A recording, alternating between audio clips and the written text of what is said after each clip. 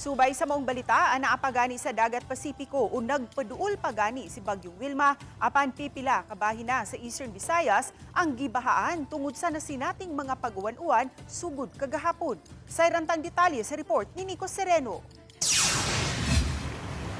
Alas 9 kaganihang buntag ingon ani nakataas ang level sa tubig sa Kadakan River sa lungsod sa Kinapondan, Eastern Samar.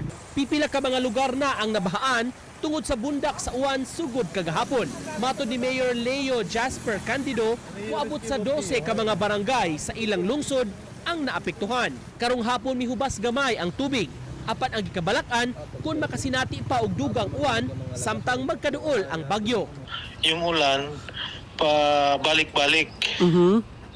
So, yun yung status namin ngayon. Medyo bumaba na yung tubig sa ilog. Kahapon pa, tumaas na yung tubig. Pero, yun nga, sabi ko, pag hindi umulan ng isang oras, bumababa. Tapos, pag umulan ulit, tataas na naman.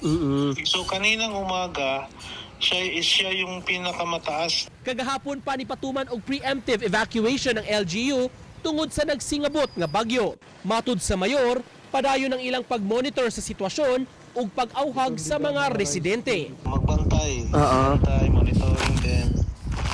Ang amo pod mga barangay, gisigihan gihapon na mo bandilyo nga magbantay sa pagtaas sa tubig, mo evacuate ato sa mga evacuation center. Samtang sa lungsod sa Llorente, Eastern Samar gihapon, nakasinati isab og pagbaha tungod sa sigi ug uwan.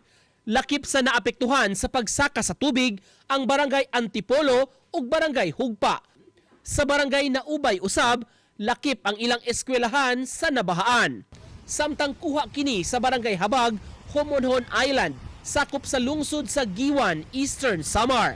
Madag-umon gihapon ang panahon uban sa pupanagsang pag-uros sa hangin.